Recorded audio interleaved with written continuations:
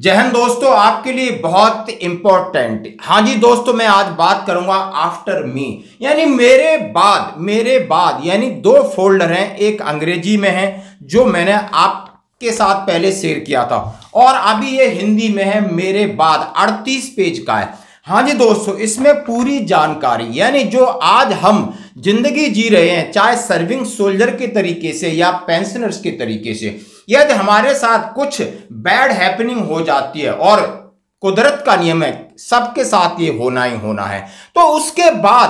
बाद यदि हमारी पेंशन हमारी फैमिली को जाती है या हमारे बच्चों को जाती है, तो उसके लिए क्या तैयारी, कौन कौन से डॉक्यूमेंट और कौन क्या क्या किस प्रकार की आपने तैयारी, यानी किस प्रकार के डॉक्यूमेंट हैं, इनकी चेकलिस्ट और क्या क्या काम करना है, वो चेक करके आप इस फोल्डर को अपने डॉक्यूमेंट में रख सकते हो। दोस्तों, ये फोल्डर बताता है कि आपके जाने के बाद आपका जो पैसा है, चाहे वो एजीआई का है, एक्सटेंडेड इंश्योरेंस है, वो आपने कैसे लेना है। यदि आप उस टाइम पीरियड से पहले कुछ बैड हैपनिंग हो गई है, तो उस पैसे को आपकी वाइफ को कैसे आपके नॉमिनी को मिलेगा। आपके अंदर बैंक में एफडी पड़ी है, बैंक का पैसा है, करंट पैसा है, उसको आपकी वाइफ के साथ कैसे ट्रांसफर होगा। आपके साथ पोस्ट ऑफिस में पैसा है, पीएलआई का पैसा है, आपकी पोस्ट ऑफिस में सीनियर सिटीजन का पैसा है, वो पैसा आपकी नॉमिनी पर कैसे जाएगा। और आपकी रही पेंशन की बात, तो इसमें यह आगाह किया गया, ये दिया गया कि आपने अपना डॉक्यूमेंटेशन कौन कौन सा और किस प्रकार का हुआ। उसमें बहुत सारी गलती होने की संभावना है। जैसे हम स्पर्श में माइग्रेट होने के बाद लोगों का बहुत सारा पर्सनल बायोडाटा चेंज कर दिया है। वाइफ की नाम की स्पेलिंग करेक्ट है, वाइफ का आधार कार्ड करेक्ट है, बच्चों के नाम की स्पेलिंग करेक्ट है, आधार कार्ड, जन्म तिथि, सब चीजें करेक्ट हैं या नहीं है, अकाउंट में किस तरह आपका डीएसपी अकाउंट है या नहीं है, सॉरी ऑल, मतलब कहते हैं ना ऑल इन वन। और ये आर्मी हेडक्वार्टर का है दोस्तों, ये किसी का बनाया हुआ नहीं है। चाहे आप सर्विंग हैं, आप अफसर हैं, चाहे आप जेसीओ हैं, जवान हैं, ये 38 पेज का इन्होंने हिंदी में कन्वर्ट करके दिया है, ताकि हमारे जितने भी पेंशनर्स हैं, फौजी हम जेसीओ आ रहे हैं, इसको आसानी से समझ सकते हैं, पढ़ सकते हैं, और इसके अकॉर्डिंग हम अपनी तैयारी कर सकते हैं। बैठे बैठाए हमारे पास एक बैग या बॉक्स रहता है, इसमें हमारे डॉक्यूमेंट होते हैं, उन डॉक्यूमेंट्स के जो भी डिटेल है इसमें भर करके आराम से रख सकते हैं। दोस्तों, ये निहायत जरूरी है। और ये वीडियो जो बुद्धिजीवी हैं, जो समझदार हैं, जो इन सब चीज़ों को जानते हैं, दूसरों को भी प्रेरित करें और उनके साथ ये इन्फॉर्मेशन शेयर करें कि ये जरूरी है। तो दोस्तों, आपसे ये निवेदन होगा कि आप इसको एक बार वीडियो को देखने के बाद भूलना नहीं, इसको डाउनलोड करके पीडीएफ आप हमसे ले लेना, मेरे व्हाट्सएप पे मैसेज कर देना, ये नंबर जो स्क्रॉल हो रहा है, 1000% मैं आपको भेजूंगा कल तक। जब आप रात में फोन करने की जरूरत नहीं, आप मैसेज कर दो, सर का पीडीएफ अंग्रेजी और हिंदी दोनों के मुझे भेज दीजिए, एक बार पढ़ के देख तो लीजिए आखिर उसमें है क्या। आइए पहले हम शेयर करते हैं इसकी डिटेल। तो सबसे पहले जो फोल्डर है after me, layout the folder lay down of 3 broad parts, immediate action on demise of serving soldier या veteran, entitlement and action required, personal financial document and information. यदि वेटरन या सोल्जर डिमाइस, उसकी मृत्यु होती है, तो immediate क्या action लेना है, उसके इंटाइटलमेंट के ऊपर क्या क्या एक्शन करना है, पर्सनल फाइनेंशियल डॉक्यूमेंट और इंफॉर्मेशन क्या क्या चाहिए, कहां से क्या क्या पैसा मिलता है, ये अंग्रेजी में है और इसका हम वीडियो बना चुके हैं। इंग्लिश में जिसको चाहिए मिल जाएगा। अब मैं हिंदी में बात करता हूं। 38 पेज का मेरे बाद folder, JCO OR, number, rank, name and regiment code, ये आपके 958 में भी लगा रहता है, और ये वेटरन्स के लिए भी 38 पेज है। अब मैंने 38 पेज का प्रिंट आउट निकाला है, मैं आपके साथ मोटा मोटा जरूर शेयर करना चाहता हूं। पहला इन्होंने दिया है कि मेरे बाद की जानकारी, लेआउट भाग 1, मेरे बाद की जानकारी के 3 भागों में बांटा गया है। सेवारत सैनिक की मृत्यु पर तत्काल कार्रवाई, हकदारी एवं सुनिश्चित कार्रवाई, व्यक्तिगत जो भी आपके लाभ हैं उनके लिए क्या क्या डॉक्यूमेंट है। तो सेवारत सैनिक और भूतपूर्व सैनिक द्वारा ध्यान में देने वाली बातें, एक व्यक्ति को कोई तथ्य जाने के बगैर, इन्होंने पूरी डिटेल दी है, मेरे परिवार के पास पर्याप्त ज्ञान है, पर्याप्त मैंने जानकारी दे दी है, मेरे बच्चा पढ़ा लिखा है या बच्ची पढ़ी लिखी है, मेरी वाइफ पढ़ी लिखी है, मैंने उसको समझा दिया है। क्या मेरे परिवार जानता है कि मेरे निधन पर क्या क्या कार्रवाई करेंगे, क्या मेरा परिवार जानता है कि मेरे निधन पर किन किन लोगों से संपर्क करना है, क्या मेरा परिवार जानता है कि मेरे निधन के बाद उन्हें क्या क्या मिलेगा, जबकि मेरे पास पर्याप्त संपत्ति है, क्या मेरे बाद मेरे परिवार को वह मिलेगी या उनमें क्या अड़चन आएगी, क्या मेरे परिवार को पता है कि मेरे पास कहां और किस किस जगह मेरा पैसा है, क्या मेरे परिवार जानता है कि उन्हें अपना हक कैसे मिलेगा? जैसे बात पोस्ट ऑफिस की है, बात बैंक की है, बात एजीआई की है, बात तमाम सारे क्लेम्स हैं, आपने एसोसिएशंस के हैं, आबा के तमाम जो क्लेम, यह फोल्डर विभिन्न कार्यों के लिए एक संरचना प्रदान करता है। साथ साथ सारी जानकारी एक जगह इकट्ठी करके चेकलिस्ट के माध्यम से आपको दी जाएगी। सैनिक और भूतपूर्व सैनिकों का ब्यौरा, यानी आपका इसमें सीधा ब्यौरा है। पहले पेज पे आर्मी नंबर, जेसी नंबर, नाम, जन्म की तिथि, blood group, Aadhaar number, driving licence number, passport number, email ID, PPO number, Sparsh की लॉगिन आईडी और स्पर्श का password, voter ID card, rank, जन्म स्थान का नाम, PAN number, Aadhaar link mobile है या नहीं है, संपत्ति की लिखी है, संपत्ति कहाँ का है उसका, और कॉरिजेंडम पीपीओ यदि आपका आया है उसको, पत्नी का ब्यौरा। अब पत्नी का सारा जो आपका ब्यौरा है वो आपकी वाइफ का ब्यौरा।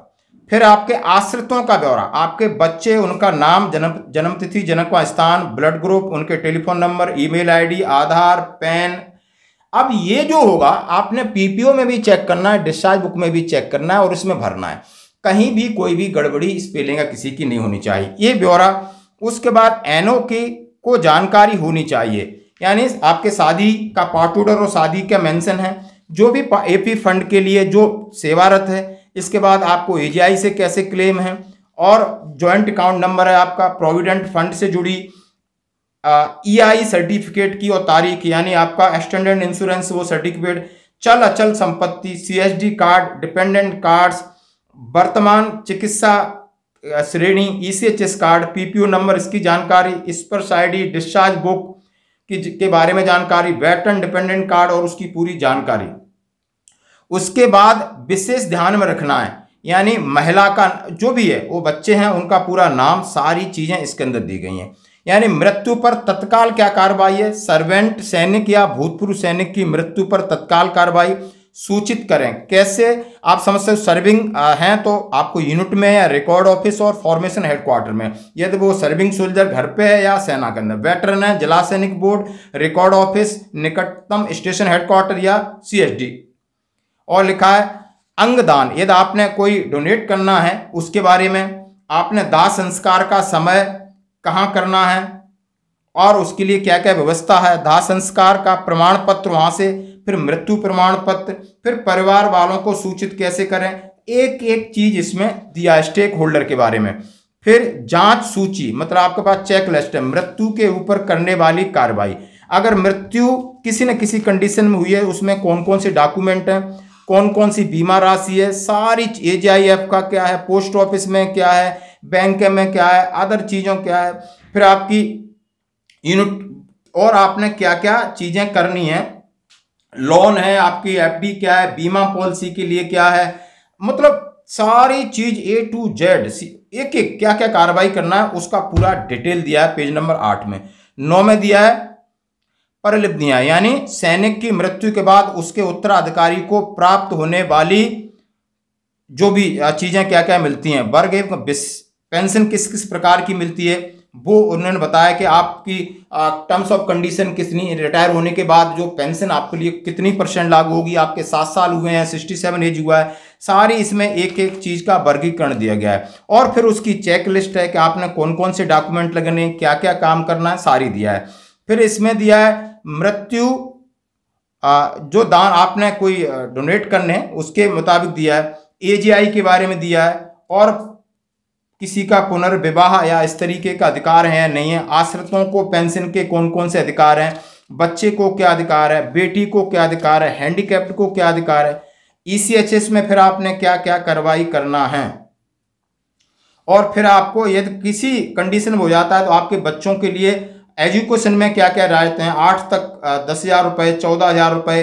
तमाम तरीकी हैं इसमें दिया है। कैंटीन सुविधाओं में क्या क्या है, आवास से आपको क्या क्या मिलेगा, हवाई यात्रा में क्या है, ACWF क्या है, रेल यात्रा में रियायत क्या है, सरकारी विभागों में आवास की जानकारी, आवास के लिए आप किस तरह निवेदन कर सकते हो, वेटरन की मृत्यु के बाद पत्नी और बच्चों को मिलने वाली सुविधाओं की जानकारी, यानी इसमें आप वेटरन उसके लिए एक एक चीज दिया है, आपकी पारिवारिक पेंशन के बारे में, और आपका AGIF का बीमा है उसके बारे में। ADLRS जो आपने सुना होगा, उसके लिए एक पैसा मिलता है 10,000 रुपये, और उसके लिए कैसे करना है। व्यक्तिगत दुर्घटना बीमा PAI, यदि आपका DSP अकाउंट है उस कवर को कैसे करना है। अग्निवीर के NOK की क्या चीज़ है, अग्निवीर हैं तो उनके लिए क्या क्या चीज़ है। फिर आपका व्यक्तिगत निधियां हैं, यदि आपका पैसा संपत्ति कहाँ है, लोकेशन और एड्रेस, हाउस प्रॉपर्टी, उसका registration number, loan detail, water connection, consumer, cooking gas का कंज्यूमर ID, मतलब ये फौज से संबंध नहीं, सिविल का, लेकिन इसमें डाल दिया है ताकि एक सारी इंफॉर्मेशन एक जगह आपको मिल जाए कि आपने जो भी एडमिनिस्ट्रेशन रिटायरमेंट के बाद आपने कहाँ कहाँ चीज़ें उसके बारे में। बीमा का विवरण, कौन कौन सी आपके पास बीमा है, बैंक खाता आपके कितने हैं, डेबिट कार्ड की जानकारी, क्रेडिट कार्ड की जानकारी, फिक्स डिपॉजिट क्या है, और डीमैट अकाउंट का क्या है, निवेश का विवरण क्या है, म्यूचुअल फंड आपने लिया है, SIP ली है, अचल संपत्ति उसके बारे में, वाहन यदि आपके पास गाड़ी है उसका विवरण है, आभूषण दोस्तों, हाँ जी दोस्तों, आपके पास कितना गोल्ड है, कहाँ कहाँ है, वो सारा लिख के, लॉकर यदि आपने लॉकर लिया है उसका पूरा ज्ञान, यदि कोई लोन है इसके लिए लोन के बारे में दिया है, और उन्होंने कानूनी मुद्दे, यदि आपके पास कोई कानूनी मुद्दा आया है, कुछ चल रहा है तो उसका क्या अपडेट है, कौन वकील है, महत्वपूर्ण दस्तावेजों की जगह और स्थान, कौन सा डॉक्यूमेंट हमने कहाँ रखा है, बैंक के डॉक्यूमेंट कहाँ रखे हैं, पर्सनल सर्टिफिकेट कहाँ रखे हैं, लीगल डॉक्यूमेंट कहाँ रखे हैं, प्रॉपर्टी के डॉक्यूमेंट कहाँ रखे हैं, व्हीकल के डॉक्यूमेंट कहाँ रखे हैं, इनकम टैक्स के कहाँ रखे हैं। बिल्कुल बाप रे बाप, जबरदस्त। महत्वपूर्ण संपर्क, आप नेम ऑफ पर्सन और रिलेशन, कॉन्टैक्ट नंबर, सेना के साथ संबंधित हैं, महत्वपूर्ण संपर्क इसमें दिया हुआ है। और फिर इसमें अपेंडिक्स दिए हैं कि AGI बेनिफिट के लिए आपको क्या क्या कंडीशन है, कौन कौन से डॉक्यूमेंट रिक्वायर्ड है, मेडिकल बेनिफिट क्या है, extended insurance, social security deposit, postal address के लिए हेल्प क्या है, उनके कॉन्टैक्ट नंबर दिए हुए हैं, सारी चीज़ें इसमें अपेंडिक्स लगे हुए हैं। आपने कोई भी देखना नहीं, एक एक अपेंडिक्स देखोगे तो आपको सारी चीज़ें, कैसे कमांडिंग अफसर के लिए क्या करना है, सर्विस पार्टिकुलर क्या, एप्लीकेशंस बनी रखी हैं। यानी इसमें सबसे बड़ी बात है, लास्ट के जो आपके 6-7 पेज हैं सारी एप्लीकेशंस बना दी हैं कि आपको एप्लीकेशन लिखना नहीं, उसी के अंदर सारी चीज़ बनना। 38 पेज का है, और ये तो 8-10-12 पेज का था, लेकिन इसको डिटेल में बनाया गया है। और इसमें सारी चीज़ है, मतलब आपका जो जीवन है ना, जीवन आप जी रहे हो, और जीवन सबका जाता है, उसके बाद उसके उत्तराधिकारी संभालते हैं, चाहे आप राजा हो या रंग के ईश्वर, इस दुनिया में कोई अमर नहीं है। लेकिन एक चीज़ यदि आप हम और आप ये कर लेते हैं तो बाकियों को, हम अपने बच्चों को परेशान न हो, इस बात की जिम्मेदारी दोस्तों 38 पेज का है। मैं फिर कह रहा हूँ, इसको ज़्यादा से ज़्यादा शेयर करें। यदि आपको चाहिए तो आप बिल्कुल व्हाट्सएप पर हमें मैसेज कर सकते हैं, और मैसेज में लिखें सर आप मुझे जो मेरे बाद फोल्डर है आफ्टर मी, अंग्रेजी और हिंदी दोनों आप मुझे सेंड करो। धन्यवाद।